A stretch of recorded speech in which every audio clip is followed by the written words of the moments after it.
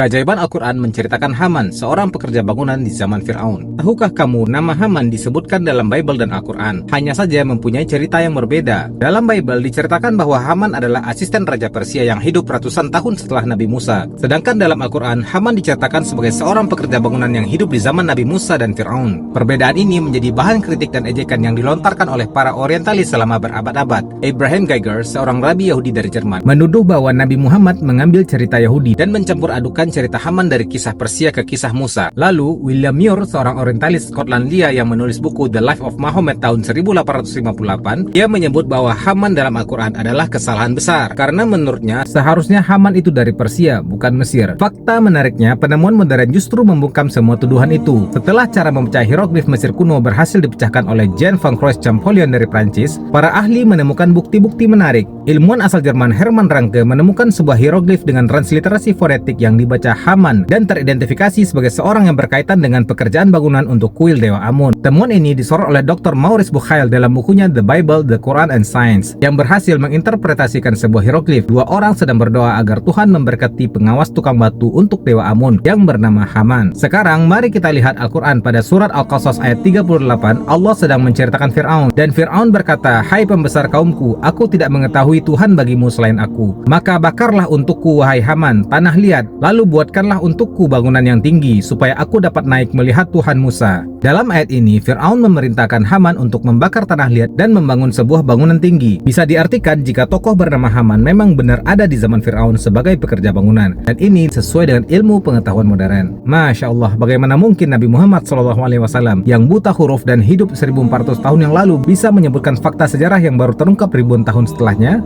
Ini menjadi bukti bahwa Al-Quran bukan karangan manusia, tapi wahyu dari Zat yang Maha Mengetahui yang menguasai seluruh rahasia sejarah. Bagi kalian yang menyukai dakwah keajaiban Quran, sekarang saya merangkumnya menjadi poster digital beresolusi tinggi yang bisa dicetak dan digunakan seperlunya. Dengan hanya Rp1, kalian sudah bisa mendownloadnya melalui link di bio. Bagi kalian yang ingin mendukung dakwah ini terus berkembang, bisa berdonasi dengan melebihkan pembayaran pada kolom jumlah nominal. Sebagai catatan, pembayaran melalui virtual akun bank hanya muncul jika transaksi di atas 10.000. Terima kasih atas dukunganmu.